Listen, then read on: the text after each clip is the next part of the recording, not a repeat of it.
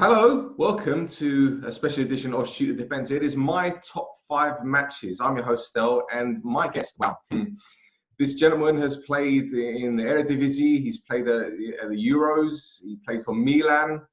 Oh, wow, the CV is long. He's even played in the Premier League for Blackburn Rovers. It's Johann Vogel. Johann, welcome to the show. How you doing? Yeah, good, thank you. Did I get the pronunciation right of the surname?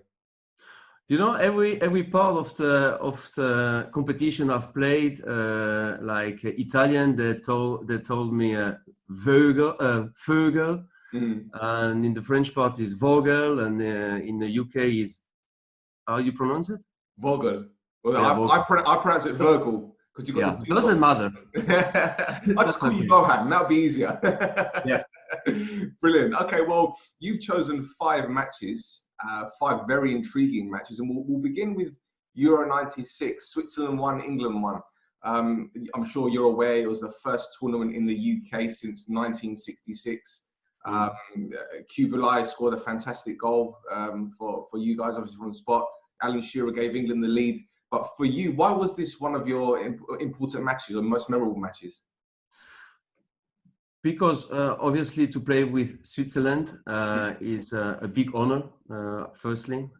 Secondly, was for me the first step into the international window, and playing the opening game on the tradition big Wembley Stadium in a crowd of 80,000 people. I was young, I never experienced that way before that game.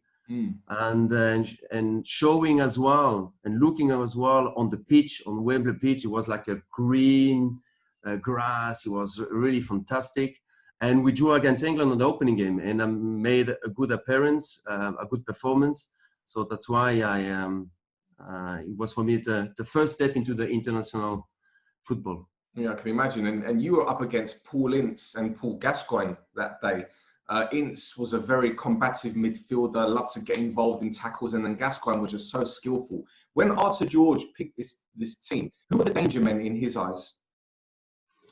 Of the England squad, you mean? What? Yeah, obviously they are the fantastic player, fantastic team. It was not only Gascoigne and Ince, it was McManaman, it was Alan Shearer who made that goal. I mean, the whole team was very competitive and very good. And just to make a small story about it, Paul Ince went my manager after that by Blackburn. So wow, that's a story. Wow, that's great. Yeah, because he came in after Mark Hughes went to Manchester City. That's right. Yeah, wow. Exactly. Yeah. Wow. But for you as a youngster, you mentioned the occasion. Did you feel under much pressure to perform well? Or was it, well, England are the host nation, so they're the ones that are under the most pressure? Yeah, of course. I mean, if you organize in your own country the European Football Championship, of course, you've got a big pressure the first game against Switzerland, the small Switzerland, you have to win. So, but we didn't put so much pressure on us. We just tried to do it well, and of course with a nice result.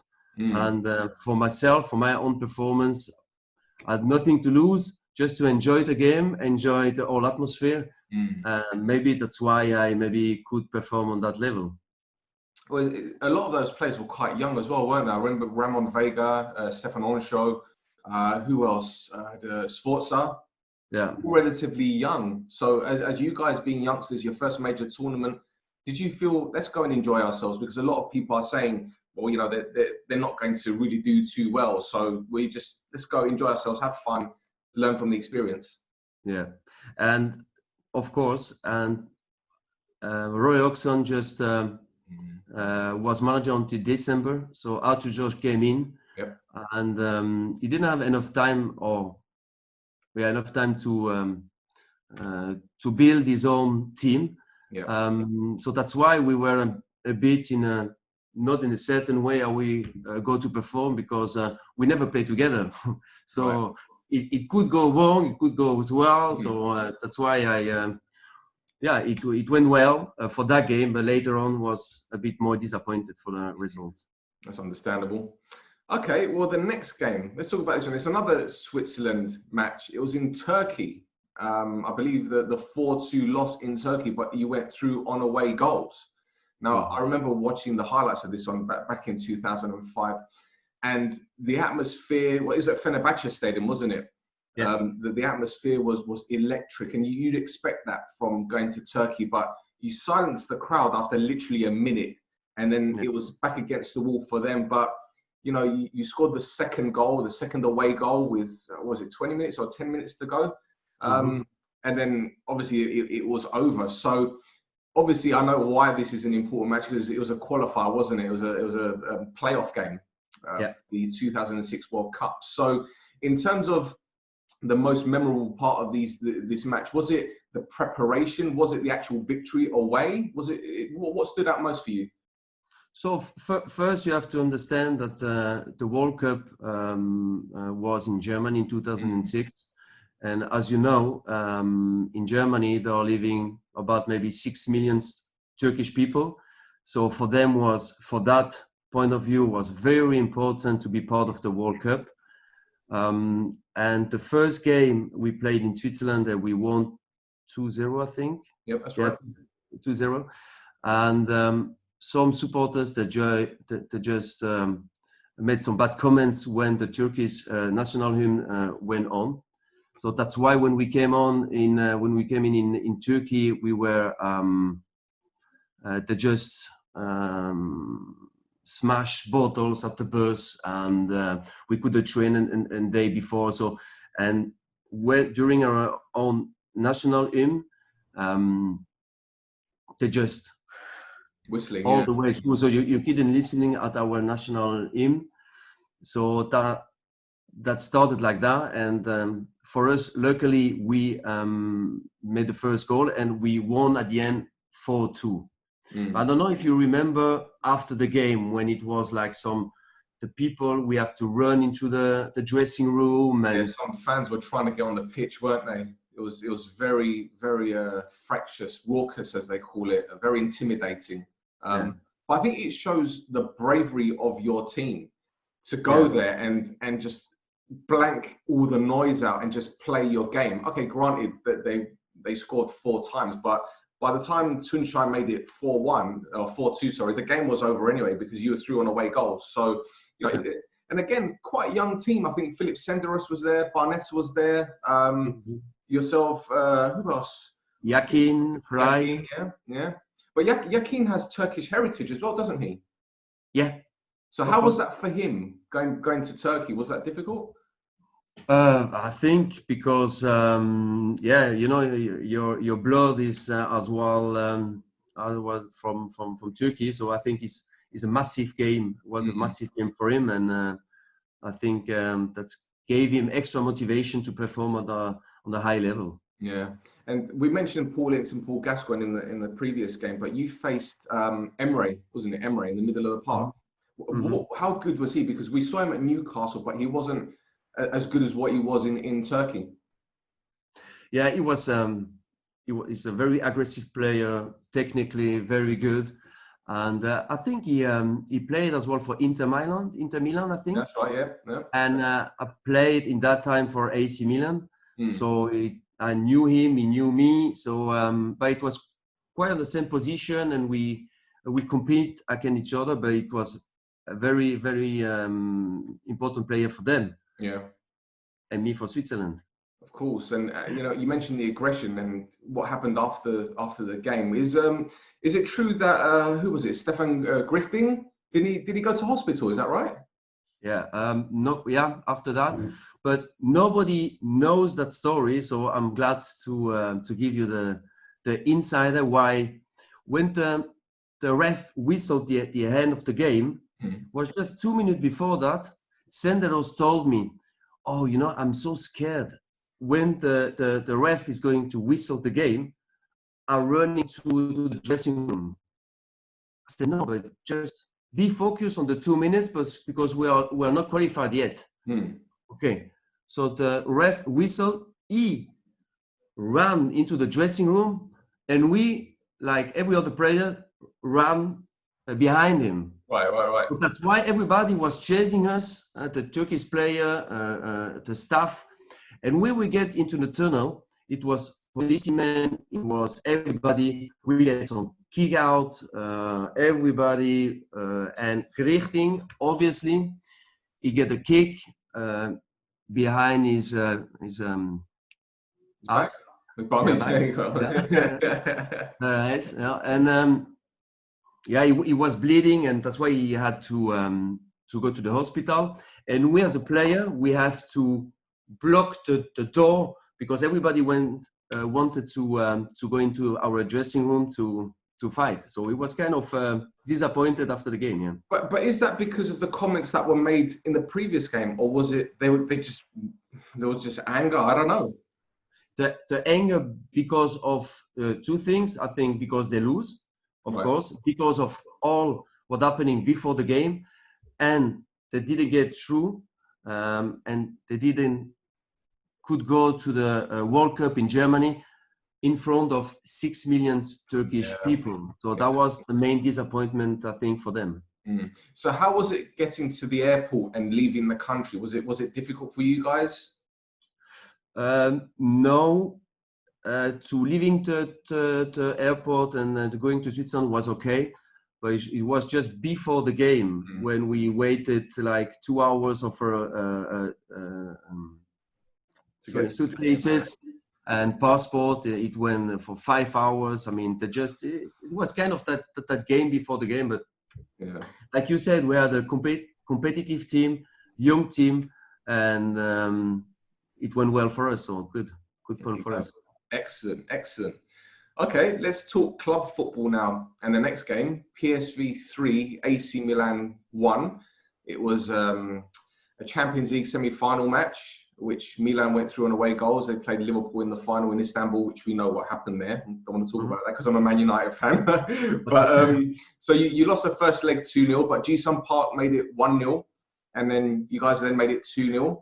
Milan grabbed one back through Ambrosini, which was in the 89th minute. And then Koku made it 3-1. The game was effectively over because of the away goal. But you had a really good game, didn't you? Yeah, and if you understand all my story, because I was a huge Milan supporter at my young age.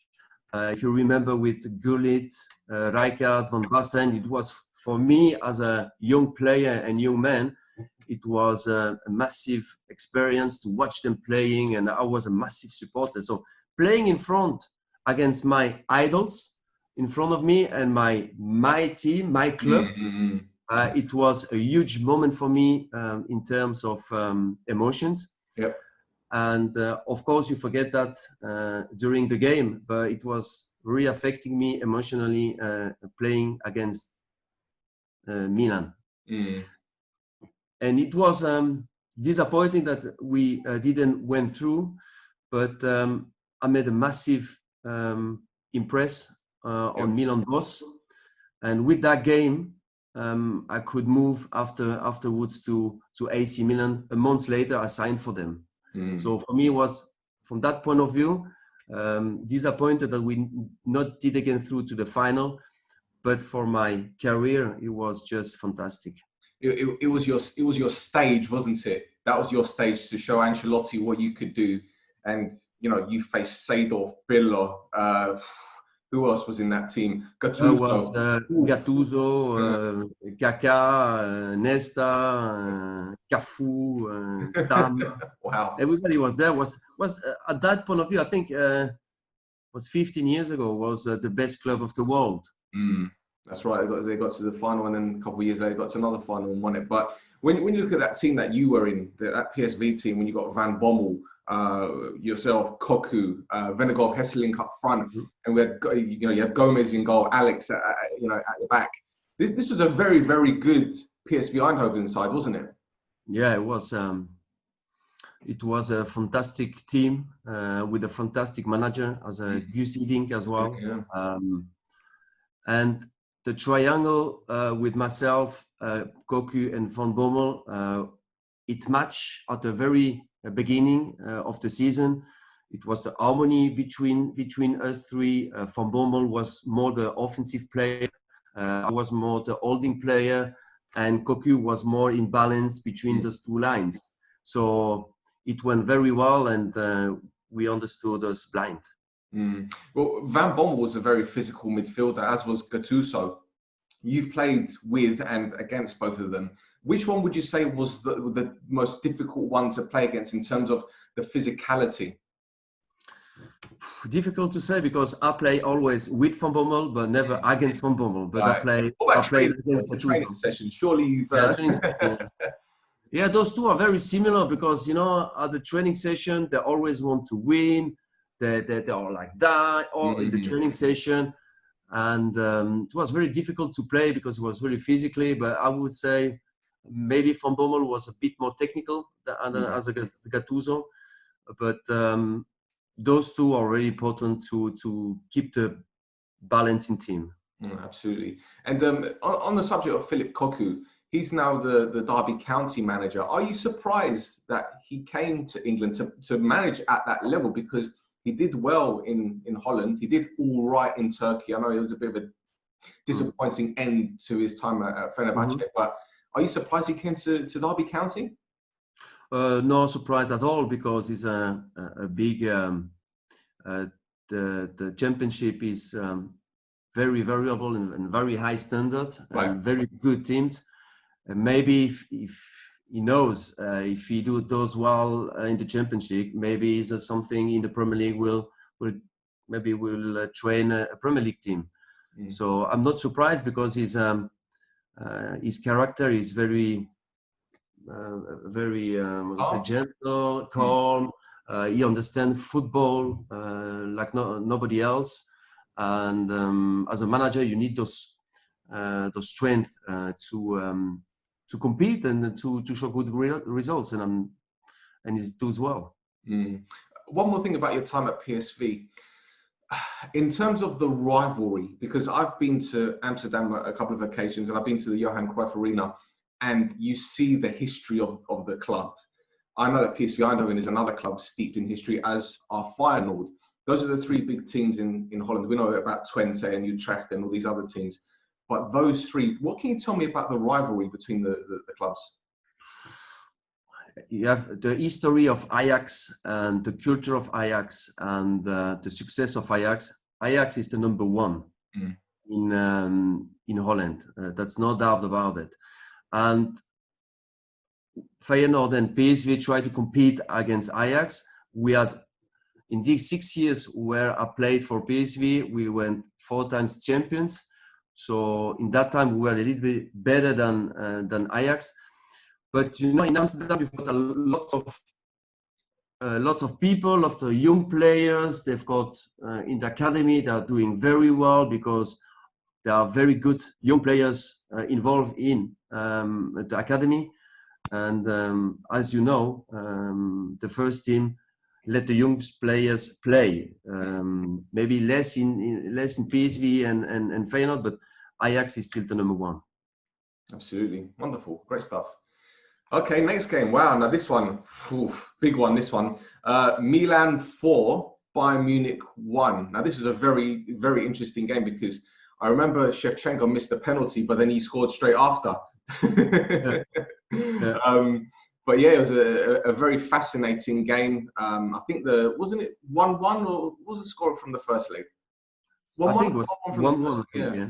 1-1 from the first leg, and Inzaghi had the game of his life, and what a player he was. So again, you faced Schweinsteiger, you faced Biesler, Ballack, Demichelis in the middle of the park.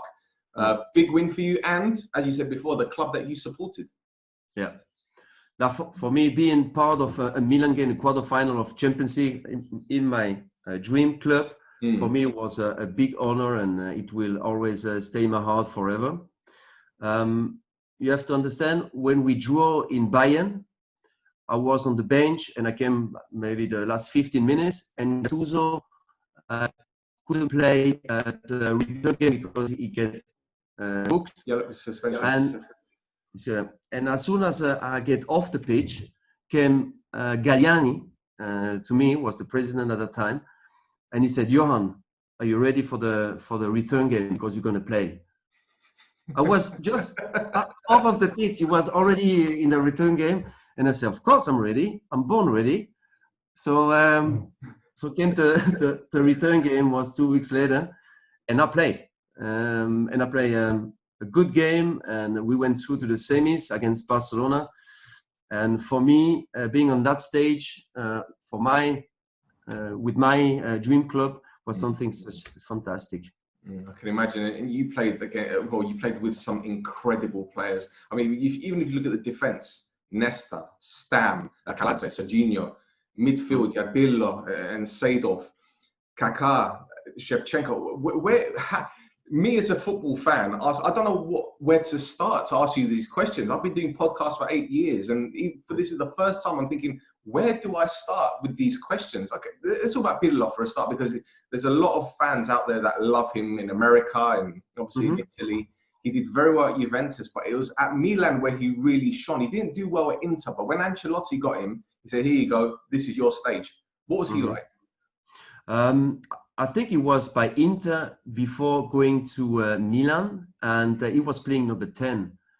And Ancelotti put him on holding midfielder, because maybe he saw him more as a holding midfielder. And as you know, his characteristic as a footballer, I don't have to tell you about it, but his own weapon, the weapon he had, it was the last pass. He could make, because he was a number 10, and he could make from nothing the last pass to Inzaghi. He saw him, maybe he tried 5-6 times per game, but maybe suddenly, pam, it was the 6th time or the 7th time, it was Inzaghi and made a great goal. I mean, it was his characteristic, and as a human person, he was very calm, very decent person, not arrogant at all. He was really really nice to play with. And Clarence Seedorf, another legendary footballer, he's won Champions League practically at every club he's played for. He didn't do too well as a head coach at Milan, but again, a legend in itself. Yeah, his characteristic, he was Seedorf. He always wanted the ball. I mean, even if it was 2 or 3 players around him, he asked for the ball. And when I had the ball, I said, I can't play there. It's not possible, because I put you in a wrong situation, in a wrong kind of thinking of game. But after 2-3 times, I said, give me the ball, give me the ball. So I gave him the ball. He never lose the ball. So I understand, I can always play him. Brilliant. And Kaka? Kaka was, he was on that stage, he had no injury. He was the best guy ever. What he could do, he could accelerate his sprint determination. He could put the four gears, the 5 gears, and everybody stayed in the 4th or in the 3rd gear, but he could manage to put the 5th on, the 5th on. So was very, very good character as well, and good for the team, and amazing player. Absolutely. And Sir Alex Ferguson said about Inzaghi that he was born offside, but he knew where the goal was. He knew where, and you know, even one of the goals that he scored, he tried to shoot, but it spun in the air. Oliver Kahn was on the ground, and he's headed it in. So he's a poacher, as we call him. Yeah, and you know, during the training session, nobody wanted to be with him in the team because he wasn't moving well. He wasn't doing his stuff. Technically, he was not that brilliant. But during the game, it was him who decided the game. So we knew that, and that's why I said Pirlo gave him always the ball, because he knew he's always in the kind of offside. And he was a brilliant box player, brilliant. Fantastic. And well, there's nothing. You know what? Shevchenko didn't have the greatest final against Liverpool, as we know. He missed that penalty. But in terms of an all-round goal scorer, his ability off the ball, on the ball, absolutely phenomenal. And again, yeah, his goals were very vital for Milan, weren't they? Yeah, it was more. If you compare Inzaghi and Shevchenko, both are making lots and lots of goals. That was their quality. But Sheva technically was more able to dribble or on the ball, to take care of the ball. And Inzaghi was more punchy into the box. And but those two were really brilliant together to play with. And for me, I was just behind, and to watch them playing and was just superb. It's incredible. So before I finish the Milan Bayern Munich section, in terms of the opponents that you faced, as I said, Schweinsteiger, Demichelis, Ballack, etc., etc. That was a very well balanced midfield, as was yours. I know you picked up a yellow card for a foul on Willy Sagnol, but again, it was very it was very, how can I put it? The PSV match against Milan I saw was very physical, a lot of tackles gaining, but this one was very technical, wasn't it? You kind of expected that from two teams like that, wouldn't you? Yeah, I think in quarterfinal, Bayern Munich and Milan, I think you can expect that a decent technical qualities. But at that time, in 2005 or 2006, Milan was that big in European mind of everybody, to come to Milan and to play and trying to beat Milan. At that time, it was nearly impossible. In that time. So we had so great confidence with the crowd, with the tifosi, and we believe in our own qualities as well, because we had the best player in the world. Yeah. So for us, it was easier to beat them than Bayern to beat us. So what would you say was your favorite moment in Milan? My favorite moment, it was when I went through the medical stage, when I signed for them, because when I made the medical, I had to put AC Milan shirts on to train, and for me it was, what is that? It's kind of dream. Milan, it's not possible. So the stories went well afterwards, but I think that moment, it gave me enormous confidence for later on with Milan. That's an amazing story, and you know we've gone from playing at Wembley at Euro '96 to playing for Milan. This is some incredible journey, and you know you ended up at Blackburn Rovers, a club that was quite unfancied back then, but yet they still had some fantastic players like Rocky Santa Cruz, Morten Gamst Pedersen, Brad Friedel, my friend Matt Derbyshire, obviously. And this leads us on to our next game, which is the 1-1 draw against Manchester United. We spoke prior to recording why this game was important to you, and I fully understand why. So I'll let you tell our listeners why this particular game was so important to your career. I struggled just before joining Blackburn. I struggled I played 2 years for Betis Sevilla. And after 1 year, they told me I should go away. I say, no, I want to stay. And they said, no, you have to go away. So I couldn't train with the first team. I was separate. And after a while, we went to the tribunal to discuss about contract terms. And it was not a nice experience. So I didn't play for 6 months. And who wants a player who didn't play for the last 6 months? So nobody. So Mark Hughes, the former manager of Blackburn, he told me, come Johan, can you give you a chance? So you come for 2 weeks, and after 2 weeks we decide if you get a contract or not. I said, okay. So I moved to Blackburn, and I trained well for 2 weeks. I prepared myself for that very well. And so the first game I played, it was maybe Liverpool, or I don't know. It was the last 6 games. I played the last 6 games, and one of them was Blackburn Manchester United. And for me, that game, because I was man of the match after the game, and after 70, 75, 80 minutes, I went off the pitch, and I had applause.